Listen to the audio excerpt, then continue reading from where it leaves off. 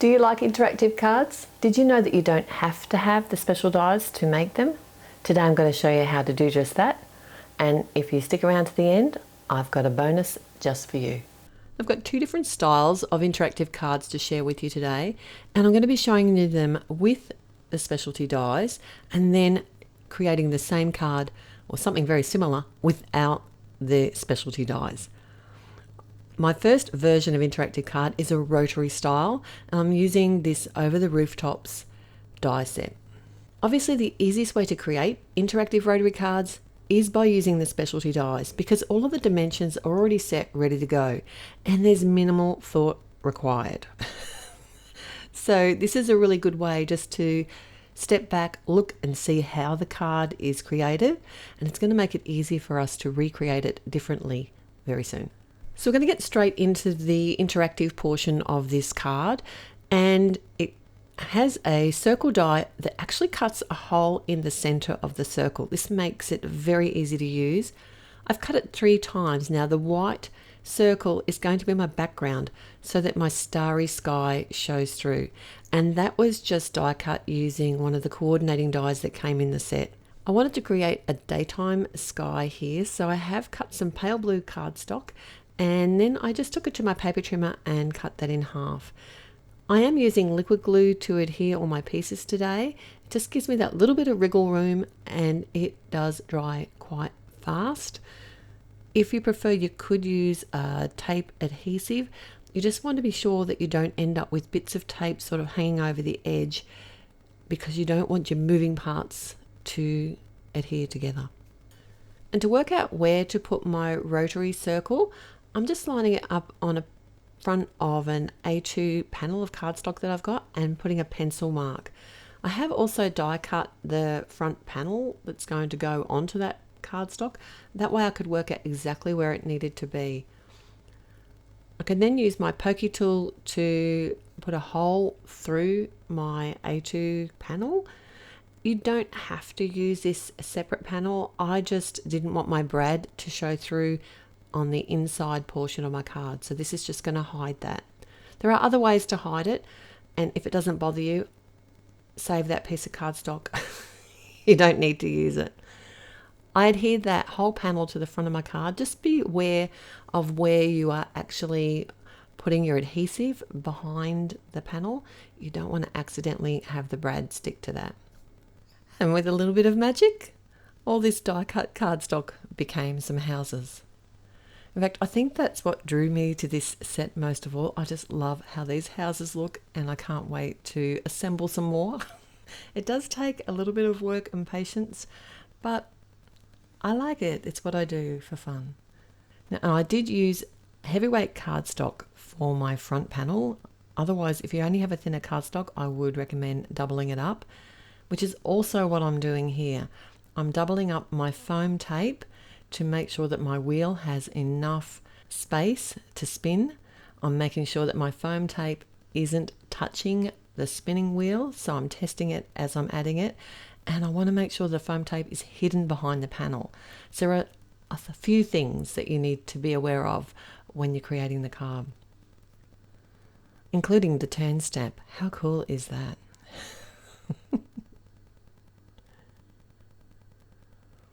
Are you ready for our own version now?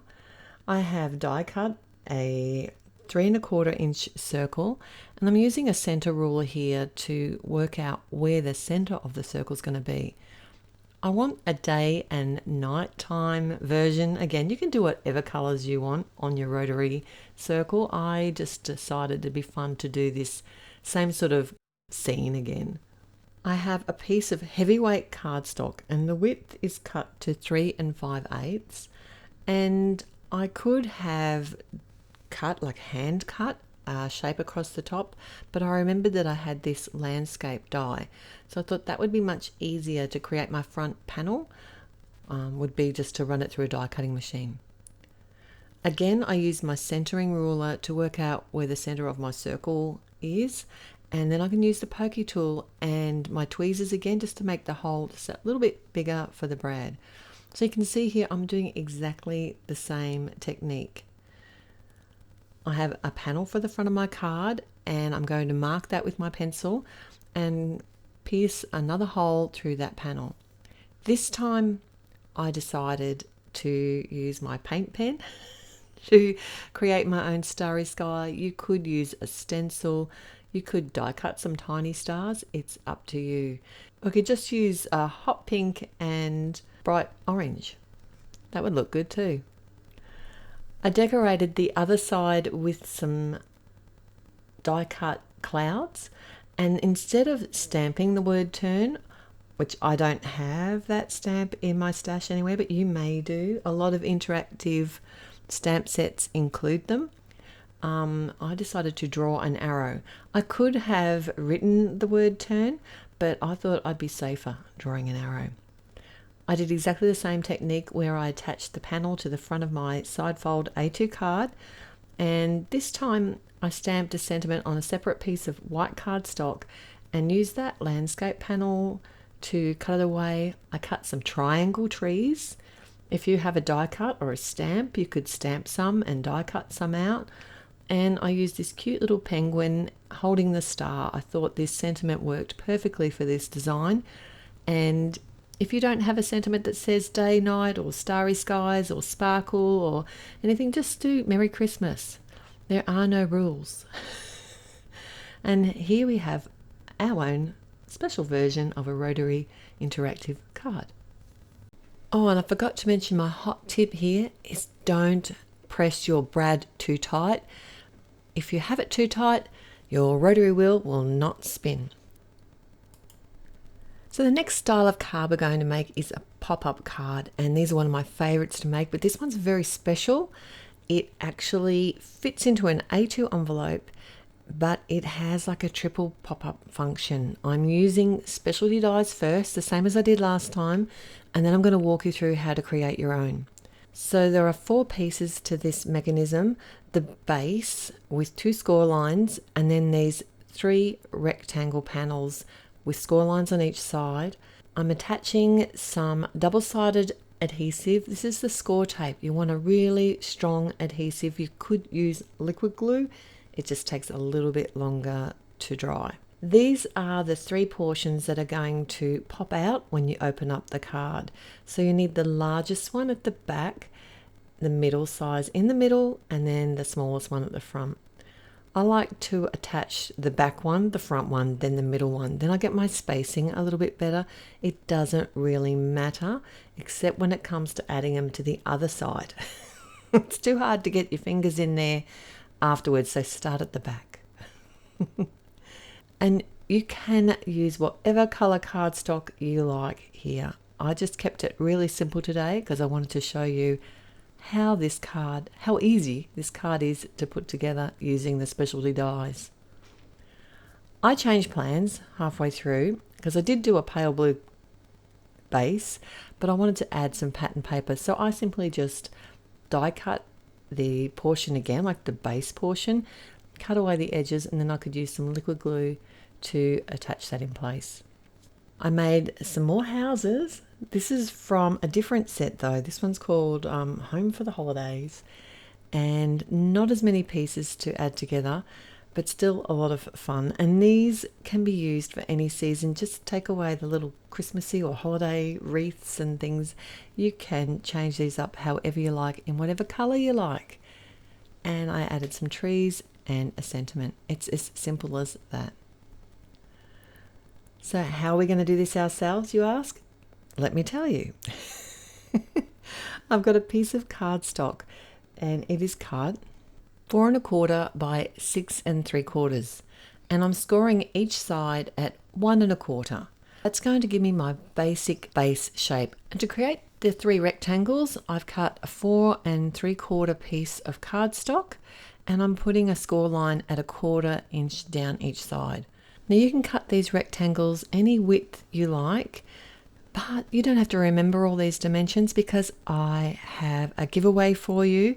I have developed a cheat sheet, a design hack download that you can get. I'm going to link it in the description below, which has all the dimensions, cut instructions, assembly instructions, as well as a couple of tips and tricks to help you create your own interactive designs. and also some bonus videos. So don't forget to grab that. Now I've used the landscape die here again. You can use whatever shape you want. You can even leave it as the rectangle. I'd be careful not to put anything too high because remember it's got to fit into an envelope that's the same size as an A2 card. I'm assembling it exactly the same as I did last time with the double-sided adhesive, and then you can decorate however you like. This time I decided to go for another penguin, and I created a really fun, bright, cheerful Christmas tree. One thing you do need to remember though is if you want to do any stamping on these designs, I would highly recommend doing your stamping before you assemble. It is very difficult to stamp beautifully on layered cardstock, especially if it's bumpy at the back. But if you do happen to forget to do your stamping early enough, here's a trick. Add a die cut sentiment. It works a treat. So if you like pop-up interactive cards, let me know in the description below. I'm going to show you all of our designs here together now, starting with our very first Rotary card using the specialty dies that were designed exactly for this. Makes life easy, and it comes with those gorgeous houses. Our own version, which looks quite different, but it's actually quite similar in a lot of ways, using a cute penguin and some Christmas trees. And then it's time to pop things up. This is the specialty die yet again, a lot of dimension. But look, seriously, how flat does this card get? It fits in an A2 card size envelope. And then for our very own version, with a different shaped back using the landscape die and some very flat die cut baubles for the tree, but very similar and different, both versions. Let me know in the comments below if you liked these designs, and if you're going to try this technique, I've got a couple more videos linked for you here to my previous Same But Different Christmas card series, and I look forward to seeing you there. Till next time, happy paper crafting. Bye. It's going to be like 1 minute. You haven't got it in yet.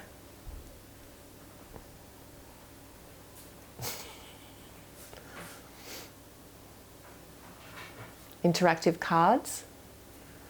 Do you need special dies? Or can you make them without? I'm going to put this in the video if you're not careful.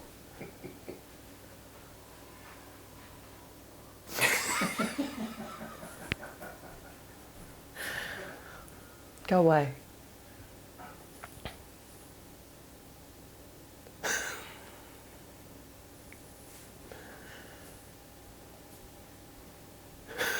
I can do it now.